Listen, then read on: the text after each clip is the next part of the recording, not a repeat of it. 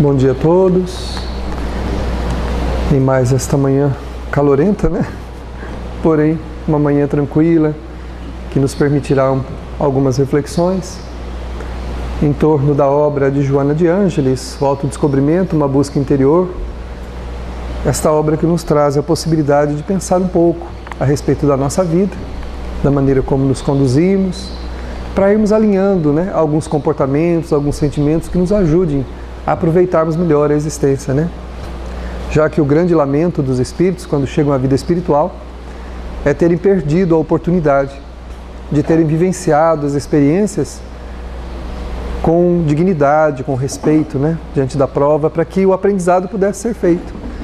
Porque uma vida de lamentação, ou até mesmo de revolta, faz com que nós percamos a oportunidade que nos foi dada e temos que recomeçar. Quando o espírito não aproveita a oportunidade que lhe é dada da reflexão, através das próprias provas, entrando no processo da revolta ou da excessiva lamentação, nós acabamos por perder o benefício da prova e temos que recomeçar. Temos que assumi-la depois, dentro das possibilidades das forças de cada um, né? Já que Deus não nos impõe nada. Geralmente, a maioria das provas que nós experimentamos nesta vida, elas foram programadas pela nossa oportunidade quando deixávamos lá a vida espiritual. E a gente entendia que essa era a melhor vida que nos podia dar aí as alegrias que nós queremos, vencendo o passado, melhorando o futuro. Por isso estamos aí, neste processo de autoentendimento, né? E vamos dar sequência aqui então no pensamento da Joana de Ângeles, que ainda é sobre a realidade e a ilusão. Estamos trabalhando o capítulo sobre a realidade e a ilusão. E ela estava falando exatamente um grande desafio que nós enfrentamos, que é o de identificar quais comportamentos são éticos, quais comportamentos são os mais recomendáveis para nós. O que é recomendável, o que é mais ético, né? Ela estava nos ensinando isso. Porque, como ela colocou aqui, existe uma série de preconceitos que criou uma rede de hipocrisia em torno do nosso comportamento moral. E deixou um campo muito aberto para escapismos e justificativas que a gente faz. E a gente justifica o que a gente faz através de uma série de razões que, na verdade, não são razões plausíveis, que não são aceitas pela consciência. A gente pode fazer com que todo mundo nos aceite como a gente é, que todo mundo aceite as razões pelas quais a gente fez o que fez. Mas só uma pessoa que nós não vamos conseguir convencer disso é a nós mesmos. Porque a consciência não aprova. E quando ela não aprova, o Espírito pode convencer todo mundo. Até Deus, porque Deus não nos condena de nada. O Criador não condena os seus filhos a nada. Porém, nós não conseguimos convencer a própria consciência. Porque, segundo os Espíritos, a consciência é a lei de Deus escrita no próprio homem, né? A lei de Deus está escrita na consciência do homem. Então, nós temos um guia muito seguro em nós, que é a própria consciência. E ela nos avisa dos enganos, daquilo que não está certo, daquilo que não devia ser feito, né? Ou para que caminho a gente deveria ir. Só que, em verdade, nós acabamos ouvindo mais as nossas paixões do que a nossa consciência. E acabamos por termos problemas emocionais graves. Só que no momento em que a gente está se dando aquele comportamento indevido, a gente justifica ele, de alguma maneira. Encontra uma justificativa que serve para nós naquele momento. Porém, esse registro não fica de maneira positiva na consciência. E a consciência, então, depois, traz-nos aquilo de volta para a gente poder resolver aquele problema, resolver aquela dificuldade.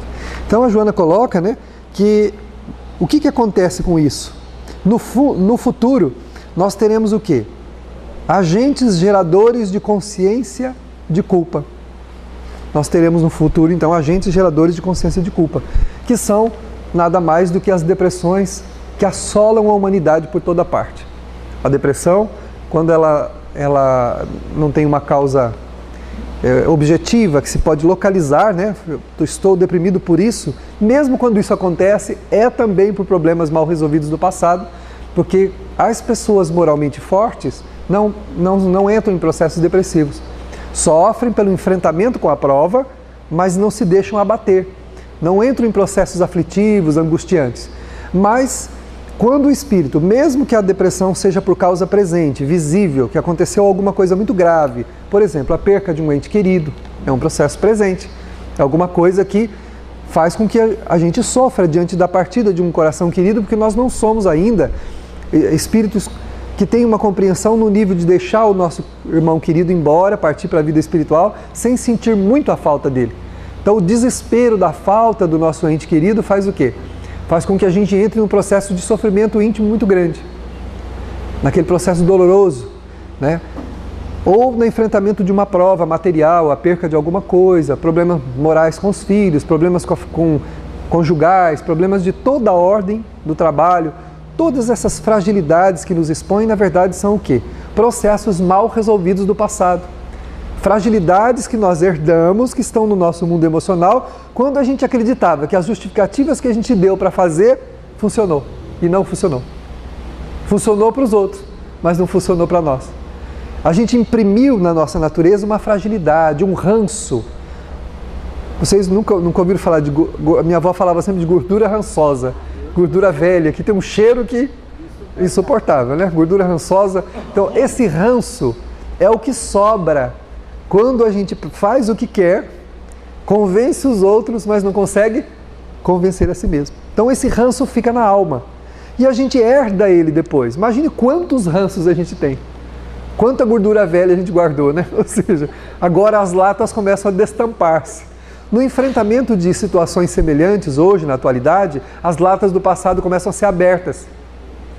E aquele cheiro ruim da alma expõe-nos de tal maneira que a gente começa a entristecer-se, a amargurar-se, a angustiar-se diante da prova, porque sabe que não tem dignidade para enfrentá-la.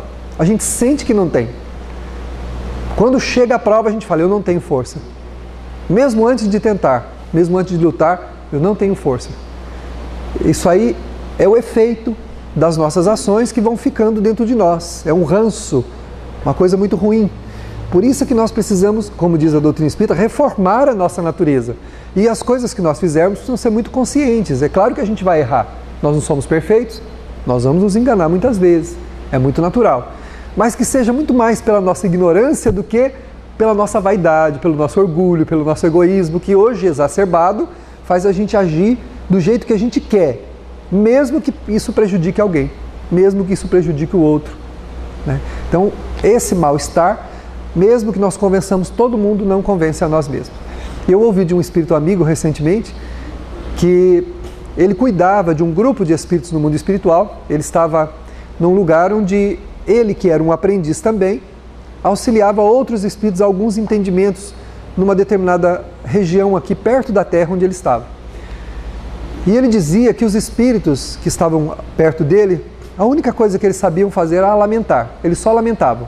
Caminhavam atrás dele para lá e para cá, lamentando, lamentando, lamentando. E uma das coisas que ele percebeu que é padrão no pensamento de todos eles, eles perguntavam, por que essas justificativas que eu usei na Terra lá funcionaram e aqui não funcionam? Então todas as justificativas que nós usamos aqui para fazer o que nós queremos fazer aqui, não funcionam do outro lado.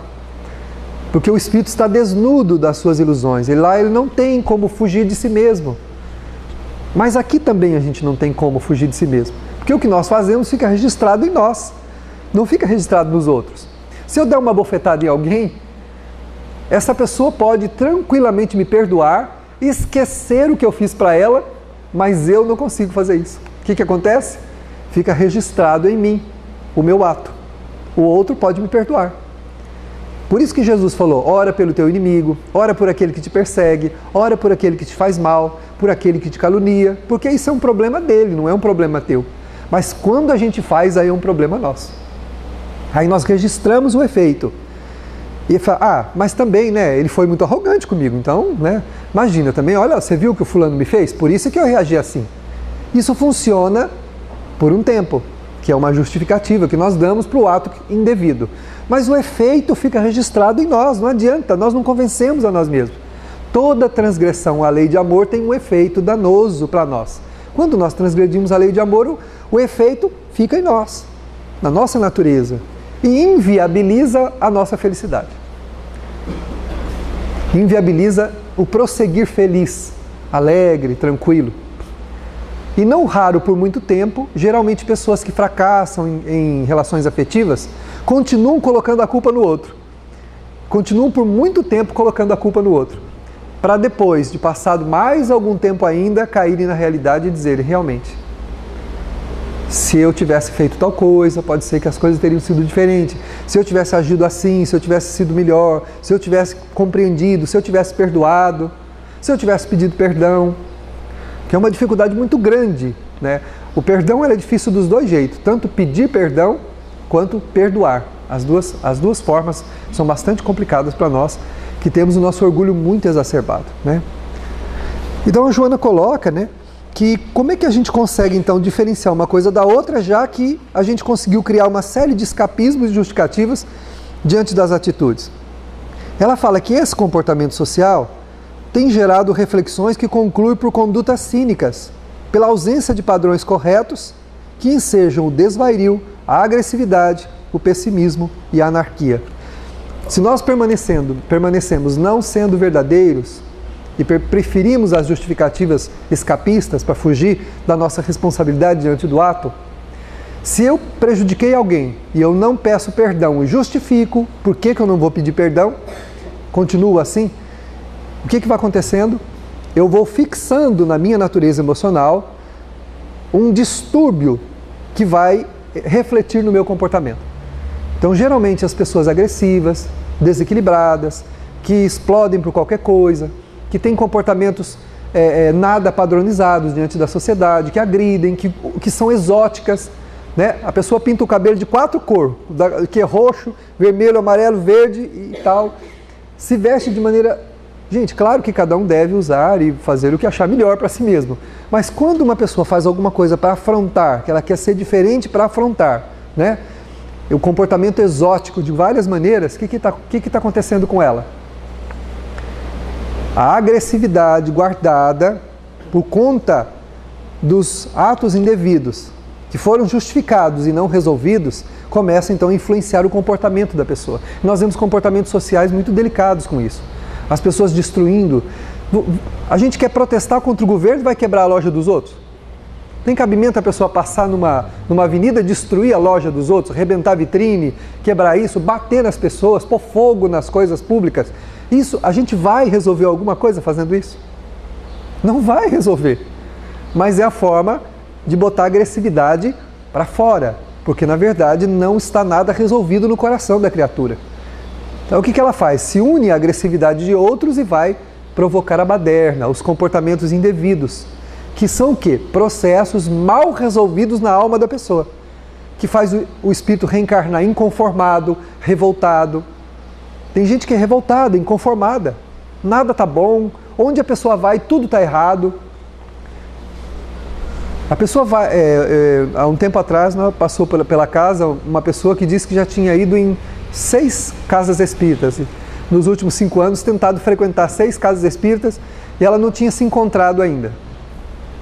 Ou melhor, ela não tinha encontrado a casa ideal para ela. Não vai encontrar nunca. Na verdade, ela não está tentando encontrar a casa ideal, ela está tentando encontrar-se e não está conseguindo. É as 6 casas que estão erradas? Ou será que há alguma coisa nela que não está bom, não está bem? Não é? Então a pessoa, por conta desses processos mal resolvidos em si mesma, todo o que ela vive fica comprometido. Então a família não é boa, o trabalho não é bom, se vai para o lazer, encontra empecilho em tudo, nada está bom.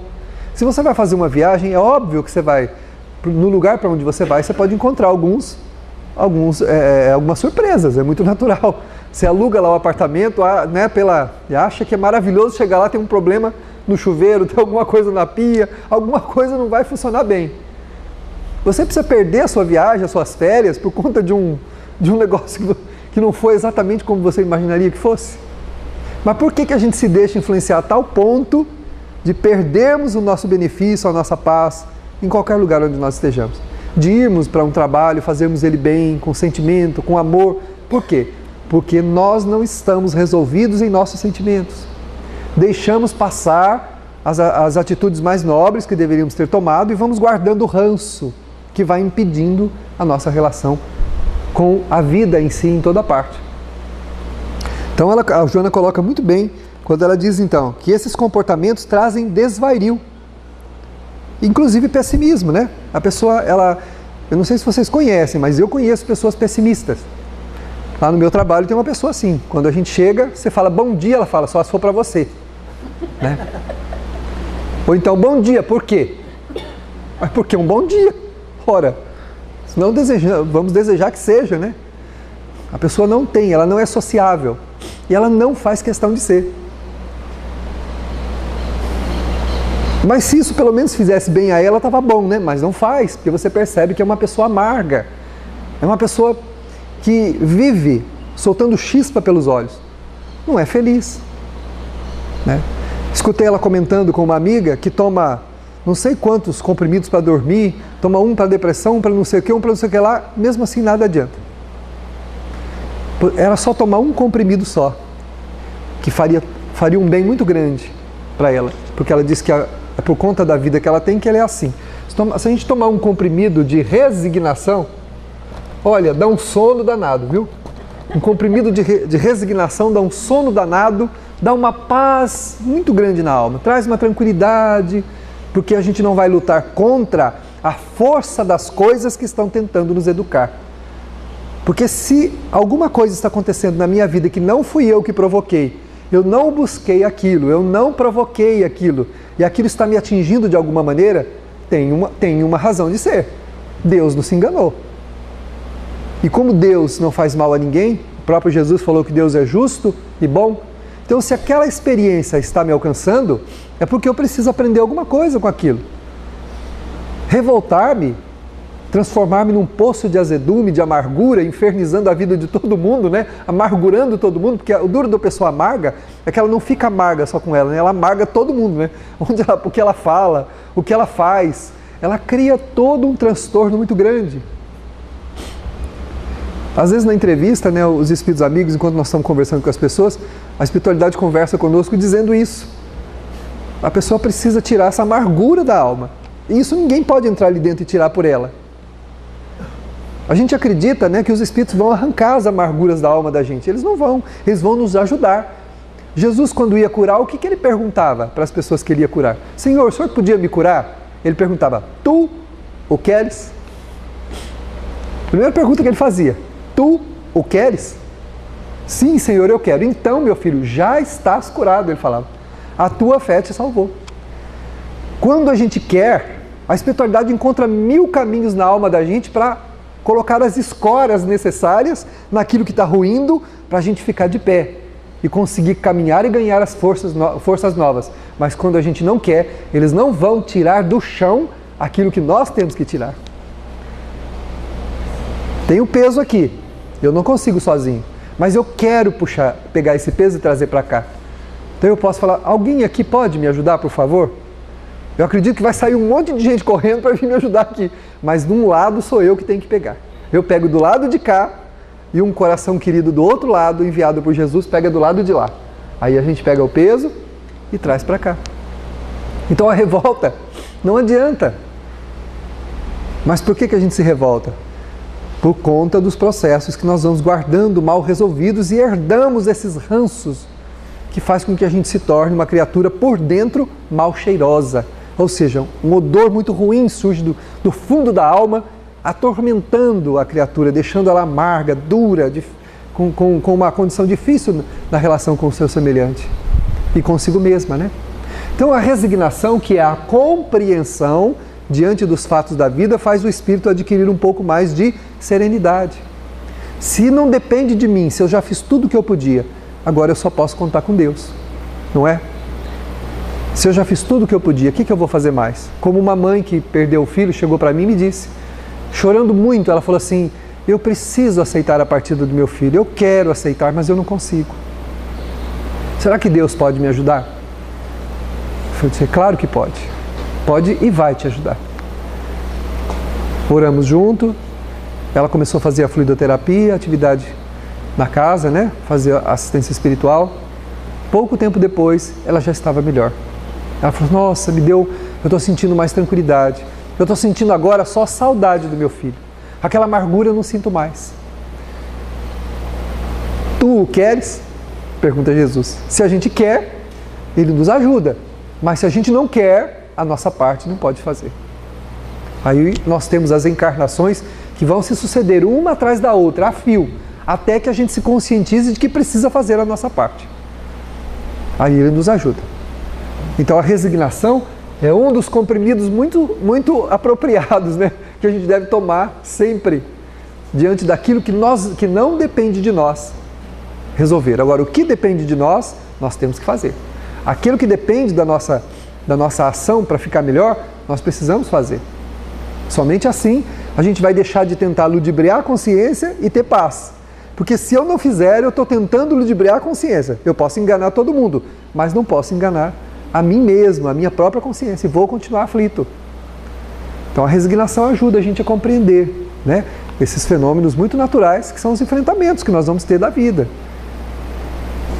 Como a mãe, ela queria deixar de sofrer, ela queria superar a partida do filho, mas não conseguia.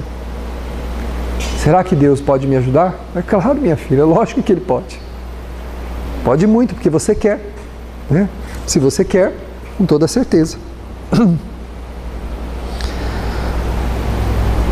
Podemos, porém, estabelecer parâmetros para a identificação dos valores éticos, de maneira simples e inequívocas. Então, quais são esses valores que nós devemos buscar? São eles saudáveis em todas as culturas, aceitos e recomendáveis, classificados como expressões do bem, pelos resultados positivos que propiciam. Aqueloutros, os que são reprocháveis pelos danos que ocasionam em todo lugar, têm a mesma figuração, considerando desse modo perniciosos, portanto negativos. A ação do bem em favor de si mesmo, do grupo social, da comunidade, constitui um princípio ético imbatível, porque fruto do amor, do respeito à lei de Deus ou lei natural, vigente em toda parte. Então só tem um jeito de nós adquirirmos esses valores éticos, é a prática do bem, que em qualquer cultura, em toda parte, tem o seu valor. Quando nós procuramos a prática do bem, em toda a sua extensão, nós começamos a adquirir uma força muito grande de alma, que é a força daqueles homens que nós admiramos na humanidade, que fizeram coisas belíssimas, que fizeram coisas maravilhosas e que nós ficamos imaginando como é que eles conseguiram. Tem gente que tem milhões e não consegue fazer uma mínima parte do que esses que não tinham nada e fizeram para milhões de criaturas. Por exemplo, os exemplos que o Chico Xavier deixou, a obra que ele deixou beneficia a humanidade inteira. E o que o Chico tinha além de um salário de aposentadoria do Ministério da Agricultura onde ele trabalhou? O que ele tinha mais do que isso? Quem quiser conhecer onde o Chico viveu, vai ao Uberaba, para aqueles que diziam que ele se aproveitava do dinheiro dos direitos autorais, dos livros que eram feitos, que ele doou todos os direitos autorais. O Chico morava em uma casa pequena, baixinha, simples, dormia num quartinho que dava o quê? Esse cantinho aqui, ó. Tinha ali um guarda-roupinha e uma cama, só. Dormia ali, tranquilo. E é uma alma que beneficiou a humanidade inteira. Enquanto que muitas vezes aqueles que têm milhões não conseguem fazer a mínima parte que esses espíritos fizeram. Então o bem, em qualquer lugar, ele é o quê? Ele é benefício. Benefício para o espírito. Para retirá-lo desse marasmo, né, espiritual. Porque o bem-estar que nós vamos experimentar, ele não vem de nada que nós vamos receber dos outros, mas do que nós fizermos. Qualquer coisa que nós façamos que beneficie os outros, traz o bem-estar que nós estamos procurando. Não é de coisas que nós vamos receber. Enquanto nós não conscientizarmos disso, a gente vai ficar buscando esse bem-estar nas coisas, né? E achando que os outros são melhores, que a vida do outro é melhor, que esse país não presta, eu quero morar no exterior, quero morar lá não sei aonde, porque lá é melhor, porque a sociedade é mais justa, porque o povo é mais assim, porque o país é mais assado. Tem uma frase de Fabiano de Cristo, num livrinho de historinhas dele, que um escravo procurou porque estava apanhando muito lá na senzala. Bateu lá no mosteiro E o Fabiano de Cristo atendeu o escravo. E o escravo dizia assim: Francisco, olhe para mim. Ele estava todo machucado, porque ele se rebelava contra o trabalho que era imposto a ele. Ele não queria aceitar o trabalho da escravidão. E ele queria então, disse assim: Francisco, me devolva para o meu povo, eu quero voltar para a minha gente, eu quero voltar para os meus irmãos na África. Francisco disse, o Fabiano de Cristo disse a ele: volte para a senzala, meu filho. Procure fazer direito o seu trabalho. Mas Fabiano, olhe para mim. Eu só apanho porque você não faz o seu trabalho. Volte para a senzala. Mas eu quero voltar para os meus irmãos. Aí o Fabiano de Cristo diz uma frase que é muito sublime: onde estiveres, estarás entre irmãos, meu filho. Ou seja, você já está com seus irmãos. Pode ser que eles não estejam procedendo bem com você, mas isso é um problema deles. Você já está com seus irmãos. Nós não vamos mudar ninguém. Muitas vezes recebemos os açoites dos outros com quem convivemos. Pessoas que não nos compreendem, que nos tratam mal, que às vezes dizem coisas que a gente não quer escutar.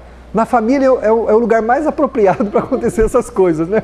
Na família é o melhor lugar, né? O que a gente não tem coragem de falar para os outros lá fora, fala dentro de casa. Fala para a família, né? Mas é porque a gente tem uma intimidade que não é de hoje. Nós trazemos essa intimidade lá de trás, de longe. E isso não nos torna melhores nem piores. A gente é o que é. Só que a gente tem que ser melhor, né? Nós temos que trabalhar cada dia para ficar melhor. E aqueles que convivem conosco, nós vamos nos compreendendo uns aos outros até a gente atingir a relação ideal. Então a gente é ofendido, a gente é magoado, a gente também fere, a gente também magoa. Mas estamos entre irmãos. Então nós precisamos buscar esse entendimento para acontecer o quê? Para a gente compreender que não é mudando de lugar, não é a vida do outro, não é o outro país, não é lá, não é cá. Somos nós. O problema está aqui dentro. Está aqui dentro. Conheço um amigo também que está no 5º casamento. E ele está no 5º casamento e ele fala assim que não encontrou a esposa ideal. Coitada delas, também não acharam o marido ideal, né? Porque se não encontrou a esposa ideal, ele também no 5º casamento não era o marido ideal, né? Ele era um só para ser atormentado e tinha atormentado 5. Então, nós não somos ideais. Nenhum de nós é.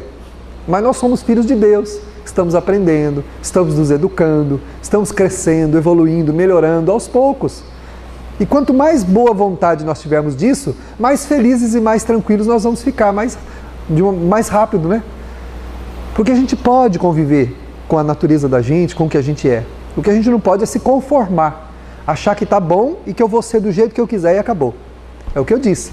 Esse comportamento deixa ranço na alma, faz mal, né? Lembra da palestra que eu contei a história do senhorzinho que estava chorando porque a esposa de 91 anos estava lá na UTI, estava desencarnando. E eu achei que ele estava chorando porque ela estava desencarnando. E ele disse que não. Estava chorando porque agora ele não podia dizer a ela, depois de ter vivido com ela 68 anos e ter reconhecido que a ama, não pode dizer isso a ela agora. Ele que a tratou mal durante todos esses anos. E ela foi um anjo na vida dele. E ele percebeu, depois de todo desse tempo, que ela foi um anjo para ele. E ele não podia agora dizer para ela isso, porque ela estava em coma. E aí eu orientei ele para que fosse ao hospital e dissesse sim, que ela podia ouvi-lo sim. O espírito não está em coma, quem está em coma é o corpo.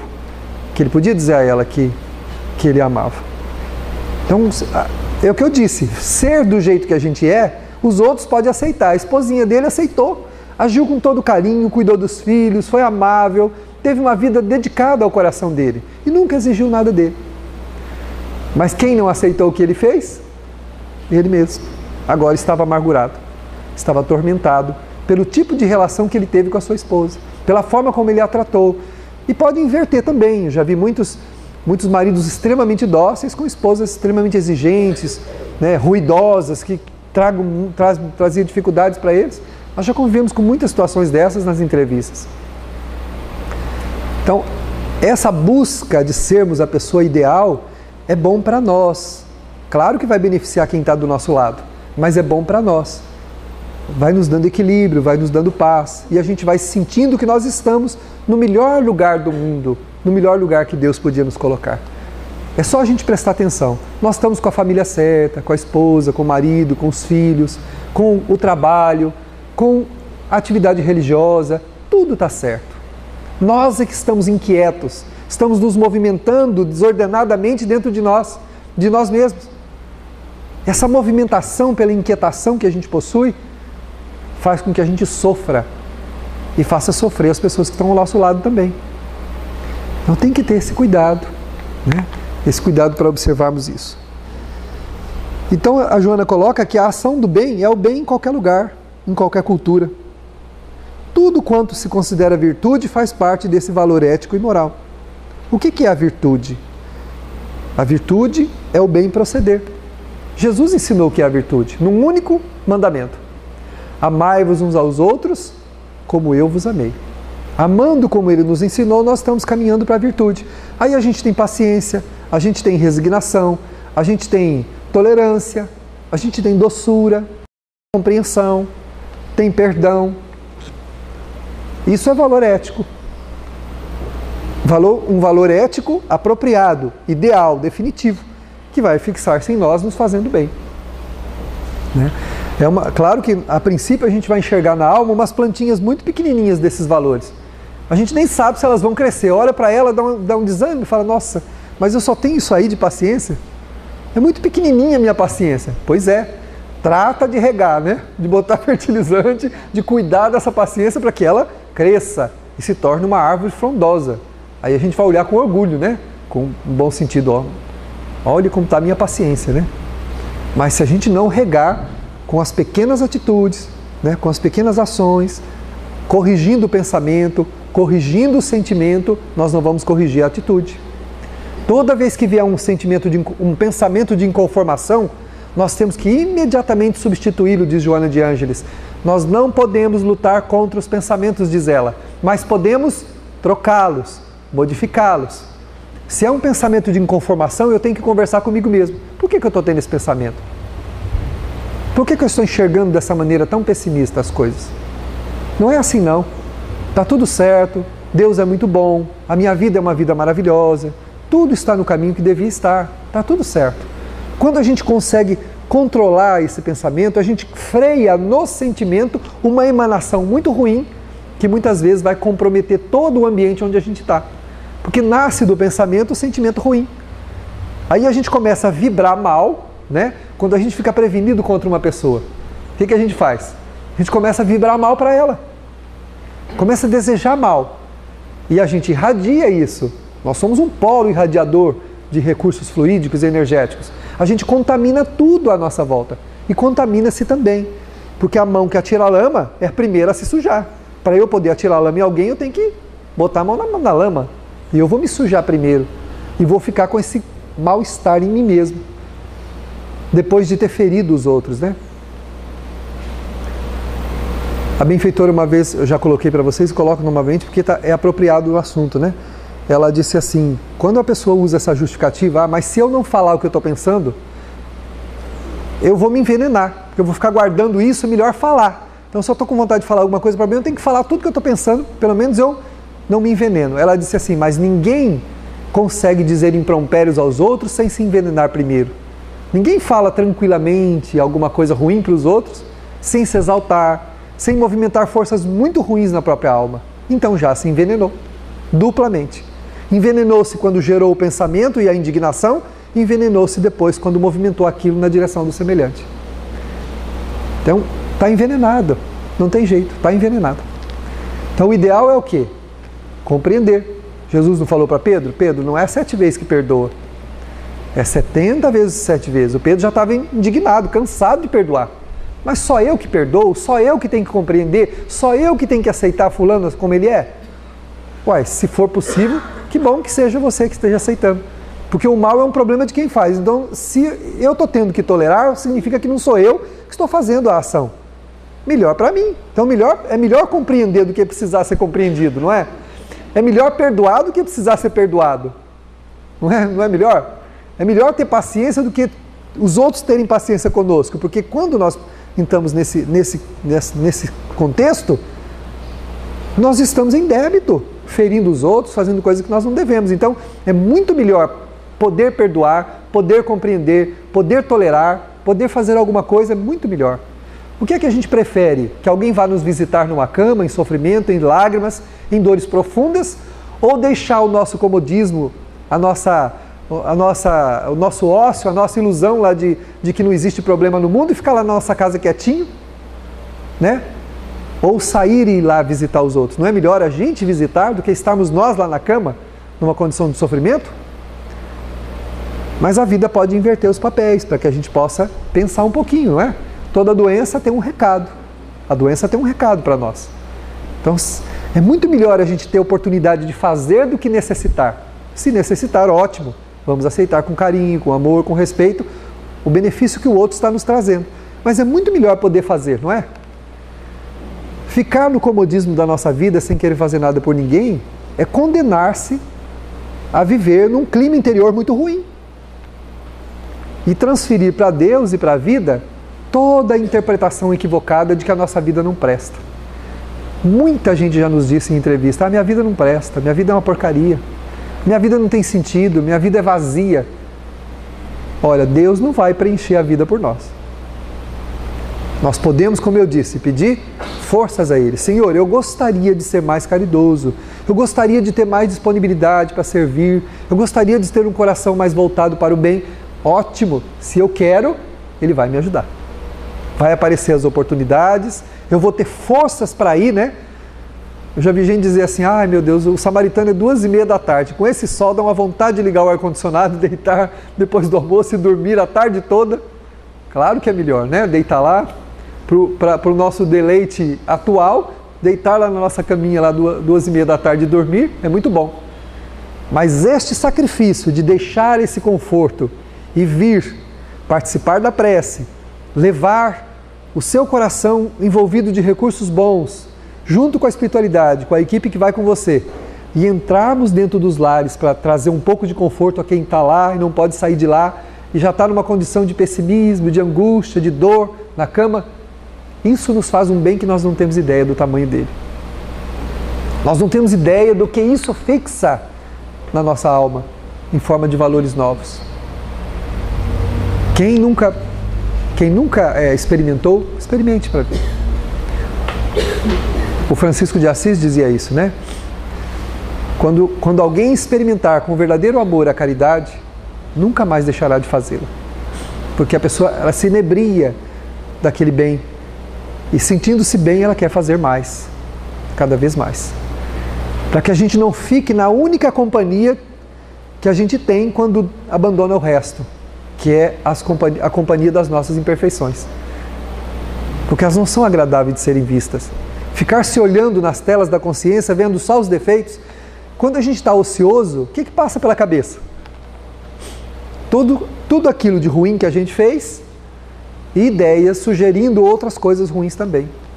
A ociosidade é uma má conselheira. Ela aconselha mal. Porque os espíritos ociosos do mundo espiritual gostam de gente ociosa do lado de cá, de quem não se preocupa com ninguém, de quem não quer saber de ninguém. Porque essas mentes são oficinas de trabalho muito apropriadas para que eles ali desenvolvam artefatos e depois possam cravá-los nas carnes da alma do próprio espírito. Né? Então a gente precisa buscar preencher a nossa vida com valores nobres, com vontade nobre de servir, de fazer alguma coisa por alguém. Porque quando a gente faz isso, o nosso sentimento ele toma uma dimensão gigantesca na nossa alma. E aí os problemas começam a diminuir de peso. É o mesmo, mas para nós ele não representa mais aquele peso. Porque nós nos fortalecemos, nós nos melhoramos. E também aplacamos o choque do passado, que é o mais terrível, né? Quanta gente diz assim: esse é o meu temperamento, eu sou assim mesmo. Mas eu posso mudar o meu temperamento. Porque se eu usei o mal para construir o temperamento ruim que eu tenho, eu posso usar o bem para modificá-lo. Mas, então, é uma questão de escolha. O bem reforma-nos, o mal nos mantém como somos.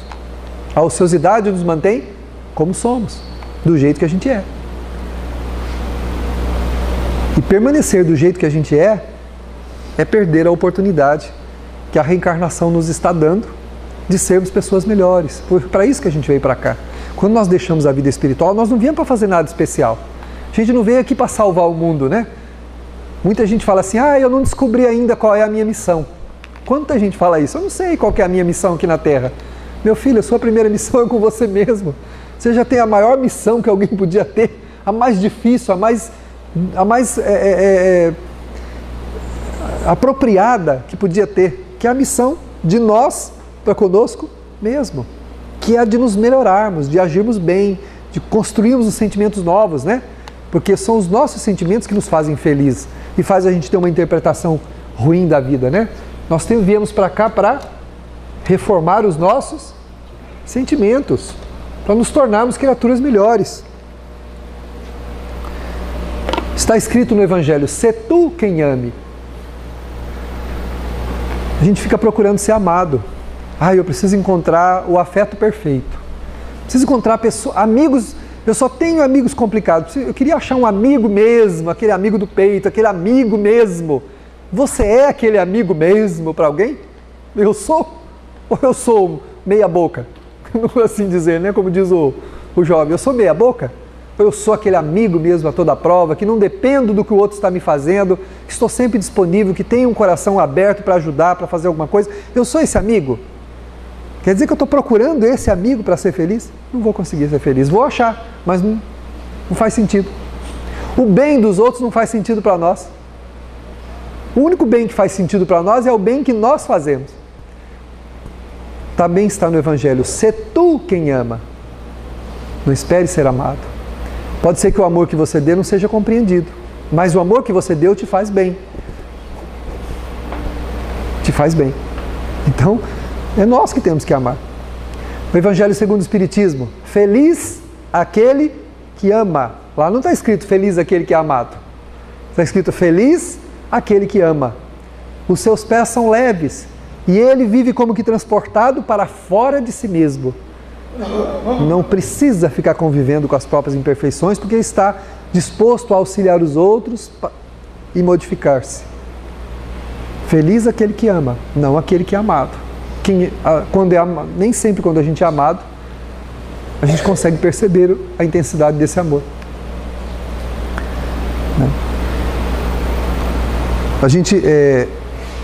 Quando a gente não está fazendo isso, a gente consegue ver isso também à nossa volta, né? Pessoas reclamando de outros e a gente vê que a outra pessoa se desdobra em 10 para ajudar a pessoa e a pessoa fala que o outro não faz nada. Fulano nem liga para mim, não faz nada para mim.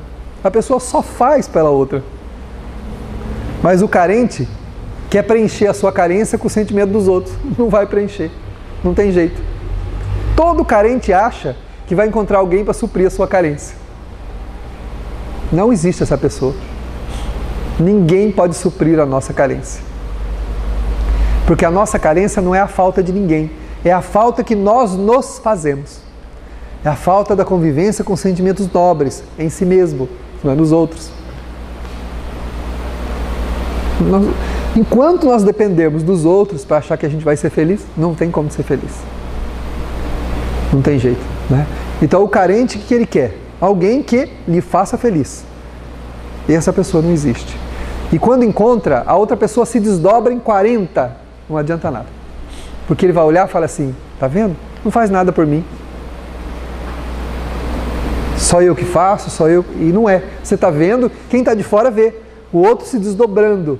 E a pessoa não percebe.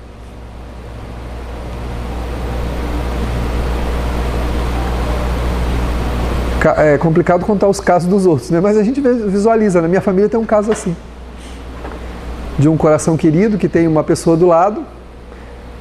Essa pessoa abre até a porta do carro para outra pessoa entrar. E a pessoa fala para a família inteira que essa pessoa não a valoriza. Não me valoriza. Só eu que faço tudo, não me valoriza. E a gente percebe que essa criatura se desdobra em 20 pela outra. Não adianta. Porque a carência é um processo que ninguém pode suprir. É um trabalho que tem que se fazer dentro de si mesmo, fazendo alguma coisa por alguém. Por isso que a Joana coloca que o bem em toda parte, em qualquer lugar que ele seja feito, ele devolve as proporções do sentimento daquele que faz. A gente eu já comentei isso com vocês, que eu comentei com a mocidade. Quando a gente brinca muito com o sentimento dos outros, a gente perde a noção dos próprios sentimentos. Então os meninos sempre falam, mas o que tem em ficar? Mas tudo bem, você pode ficar aqui, ficar ali, ficar onde você quiser, com quem você quiser. Só que tem um problema. Banalizando a afetividade, o que vai acontecer? Aí você fala, bom, agora eu vou parar com a bagunça e vou encontrar uma pessoa para ser feliz. E aí não consegue entender o que sente mais, porque banalizou. O sentimento desfigurou-se. Aí a pessoa procura um, não sei se é com esse não. Procura outro, não sei se é com esse não. E passa o resto da vida sem encontrar um afeto. Não é que esse afeto não existe, é que a pessoa não tem mais condições de saber, porque desfigurou a própria afetividade. Conheço uma pessoa que ficou completamente insensível à sexualidade, porque banalizou tanto o sexo, se envolveu tanto com promiscuidade, que se perdeu completamente. E não consegue mais se relacionar afetivamente, sexualmente com ninguém. Por quê? Porque o sexo se tornou para ele o quê? Uma coisa sem qualquer valor. Ele sente necessidades, mas não consegue ter expressividade sexual. Porque banalizou a sexualidade. Porque a sexualidade é o quê? É um patrimônio da alma, para ser colocado a serviço do amor e não da paixão. Quando se coloca a sexualidade a serviço da paixão, o que acontece? Vai ficar apaixonado pro resto da vida. Não consegue mais colocar. E a sexualidade só faz bem quando colocada a serviço do amor. Porque aí completa, aí a troca de energia é sublime, é benéfica. Mas se for banalizada, né, não tiver afetividade entre as pessoas, não tiver amor, não tiver sentimento, ela não tem sentido, né? Tem que ter sentimento. Então, aí é bom, aí faz bem. Se existe amor, se existe afeto, se existe carinho entre as pessoas, aí faz bem. Mas se não, ela acaba fazendo o quê? A pessoa acaba perdendo a dinâmica da sexualidade em si mesmo. Não funciona mais. Perde o sentido. Então, carências nós não resolvemos com os outros, resolvemos conosco mesmo. Não tem como resolver carência saindo por aí, procurando qualquer pessoa para ter qualquer tipo de relacionamento, fazer qualquer coisa. Não funciona assim. A lei de Deus é chamada lei de amor. É chamada lei de amor. Onde o amor está presente, o bem se estabelece. Onde o amor não está presente, o que se estabelece? O desequilíbrio, o distúrbio, o desencanto, né? Diz a pessoa fala assim, eu estou desiludido da vida. A espiritualidade fala, que bom que você está desiludido, porque a pior coisa é viver iludido. Então desiludir-se é maravilhoso, a pessoa acha ruim, né? Não sei, estou desiludido da minha vida. Então tá bom, meu filho, então agora você está voltando para a realidade. Que bom. Pior é viver iludido. A ilusão não é boa, né? A desilusão é boa. Quando você desilude, ótimo, cai na realidade. Estou voltando para a realidade, né? Se a gente não desiludir do lado de cá, sabe onde é que vai desiludir? Vai desiludir do lado de lá, o que é pior. Desiludir no mundo espiritual não é bom. Melhor desiludir aqui, né? Desiludir das nossas buscas aqui. Da mesma forma, né? O primarismo e suas manifestações egoístas, quais a perversidade, o desamor, a traição, o ódio, o orgulho, todas as mazelas que perturbam o ser após a sensação do prazer momentâneo que o ilude, são atitudes prejudiciais. Por quê? Porque toda vez que eu vivo aquilo que me dá prazer na hora, o que acontece depois? Vem a desilusão, que nós acabamos de falar. E a desilusão é dolorosa, traz consigo o efeito de que não funcionou. Esses paradigmas oferecem ao ser inteligente os meios de alcançar a realidade, superando a ilusão, porquanto portadores de estruturas permanentes de bem-estar, de paz, de autorrealização. Então a gente buscando viver os valores nobres, a gente deixa as ilusões e vive com bem-estar melhor. Qual conduta adotar então? Diante do prazer embriagador, da frustração, o que eu faço, né? O que eu busco? Qual a conduta a adotar? A Joana coloca assim: colocando-se a felicidade na satisfação das necessidades fisiológicas e sociais, é inevitável que o despertar seja sempre deprimente, cansativo, destituído de significação real, que eu acabei de falar. Quando a gente quer viver o que quer, é inevitável que a gente vai acordar desse transe, né? Vai acordar. Só que o acordar não é bom. Traz depressão, cansaço e perda de significação da vida. Por isso dizia o Chico, né? E disse Jesus também, é melhor ser prejudicado do que prejudicar. É melhor não ter alguma coisa do que tê-la indignamente. No campo das posses materiais, diz o Evangelho segundo o Espiritismo, qual o bem que é verdadeiramente nosso? No capítulo que fala sobre a verdadeira propriedade. Aquilo que para conseguir nós ganhamos com o suor do nosso rosto e não prejudicamos a ninguém. Porque qualquer coisa que nós consigamos, que não foi com o nosso esforço, e nós prejudicamos alguém, o que traz depois? Depressão, cansaço e perda de significação da vida, que leva muita gente ao suicídio. Se vocês olharem o índice de suicídio da humanidade, ele está entre aqueles que têm tudo, muito pouco entre aqueles que não têm nada. Porque a pessoa alcançou tudo que ela achou que fosse aquilo que ela deveria alcançar. E muitas vezes não foi de forma digna. Sobra o que depois? Depressão, cansaço e perda de significação da vida. Quando nós perdemos o significado da vida, para o espírito, ele entende que só resta um caminho. E que é fugir da vida. Mas o suicídio não é uma saída, é um beco sem saída. A gente vê os espíritos escrevendo nas psicografias, também comunicando nas reuniões mediúnicas, desesperados, querendo voltar para o corpo. E não é mais possível. Né? Pelo menos por enquanto, não é mais possível. Para a gente não perder esse significado da vida, é importante que nós pensemos a respeito disso, né? De não nos iludirmos com aquilo que encanta só os nossos olhos, que nos dá prazer imediato, que nos dá um benefício agora, que nos dá uma alegria momentânea, mas que pode depois trazer muito sacrifício para a alma para poder se livrar daquilo, né? Ferir alguém pode ser muito apropriado no momento, para eu desabafar, para eu deixar sair a minha ira. Mas depois, para conviver com esse sentimento, o preço que a gente paga por isso não vale a pena. Porque a ira, o ferir os outros, traz para a gente o quê? Um mal-estar muito grande. O espírito ele experimenta um desgosto para consigo mesmo muito grande. Ele experimenta uma insatisfação consigo mesmo, um autodesprezo, dizem os espíritos, de uma forma incompreensível. Quem fere os outros não é feliz. A gente pode sempre achar que é, né? Fulano machuca todo mundo, olha lá, e está bem. Não está bem, não. A gente não vive na intimidade dele para saber o que ele passa. Para saber o que ele experimenta por ser tão amargo assim. E não é bom. Não é uma experiência boa. Ferir os outros, magoar, não se importar com ninguém, não fazer a caridade, não ajudar ninguém, isso não é uma experiência boa. Se você nunca deu um pão na porta da sua casa, que seja na porta da casa, porque quando a gente não sai, Jesus manda a gente lá na porta da casa, manda a pessoa lá na porta da casa da gente. Aí a gente atende pelo interfone e fala, eu não tô. Como assim? Quem está falando comigo então? Tem alguém em casa? Não tem ninguém. Ué, quem respondeu? É ninguém mesmo, né? Porque quem não se importa com o semelhante, nesse mundo não é ninguém.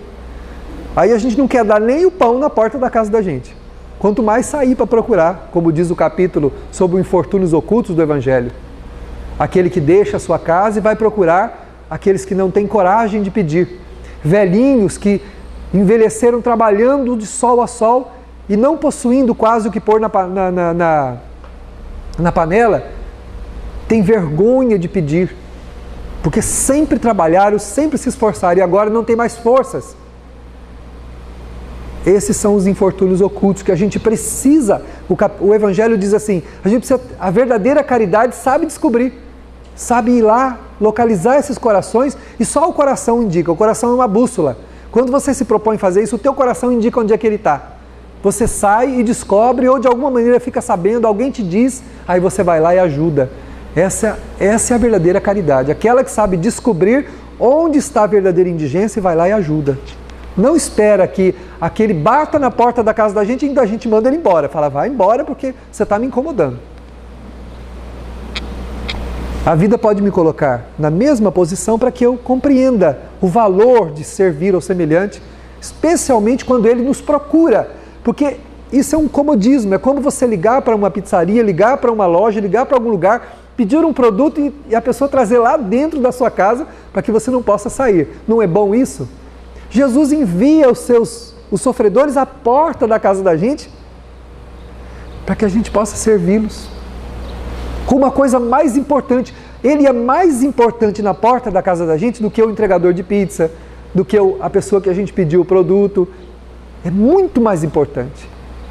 É muito mais importante. Nós tínhamos que aproveitar essa oportunidade, agarrá-la com todo carinho. Ah, mas e se for um desocupado que vai pegar o meu dinheiro, vai pegar o que eu estou dando e vai usar? Isso é um problema dele. Também está no Evangelho. Auxilia primeiro e pergunta depois. O que a pessoa vai fazer com o que você der é um problema dela. Mas aproveita a oportunidade para desprender-se um pouco. Que falta vai fazer no nosso cofre uma moeda a mais ou a menos, uma nota no nosso bolso, na nossa carteira, nós vamos dar. Ele não vai ficar rico não com a moeda que a gente deu.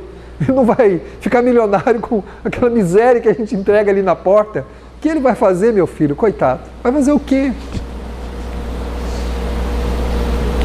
Nós vivemos às portas divinas, tocando a campainha de Deus, tentando pedir coisa. Todo dia nós pedimos coisas a Deus.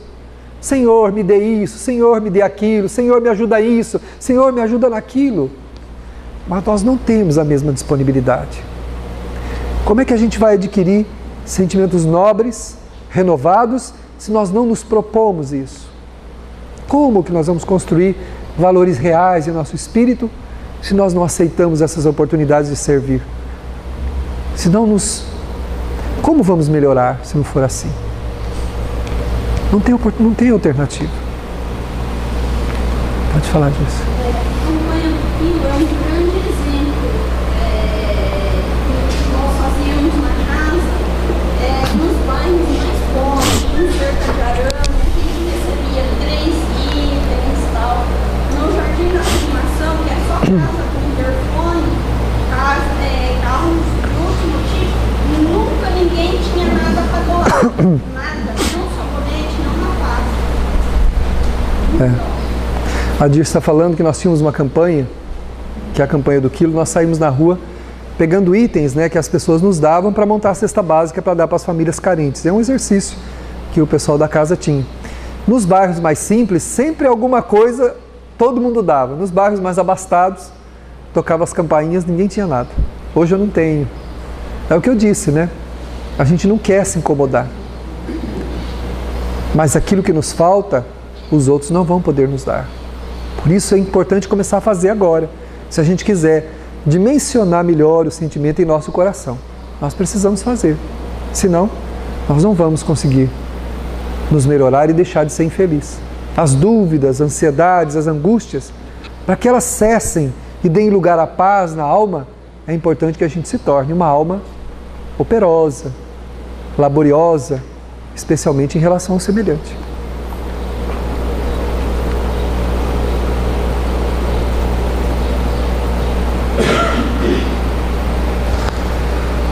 Por isso jornadeiam de uma para outra satisfação as multidões, em aturdimento, sempre sedentas de novas experiências e novos gozos.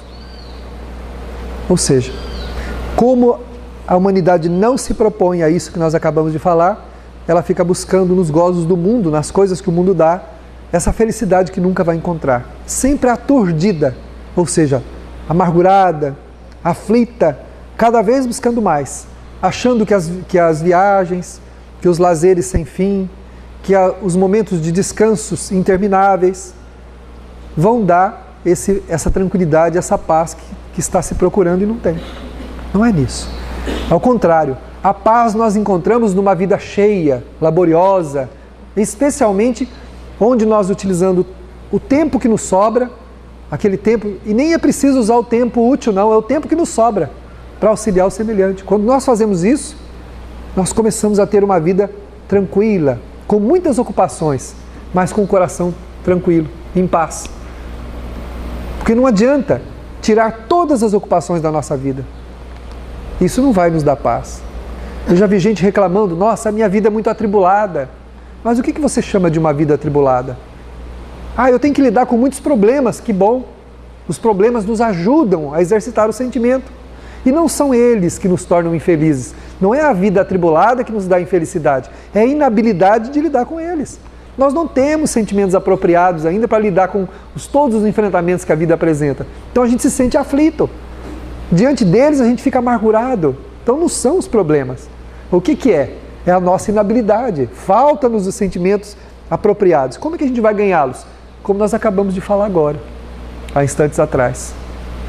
Aí sim, tudo fica dimensionado de maneira positiva em nosso coração. E aí a gente consegue enfrentar os problemas, chorar por eles se for necessário, mas não ter aflições, não ter angústias, não ter desesperos na alma.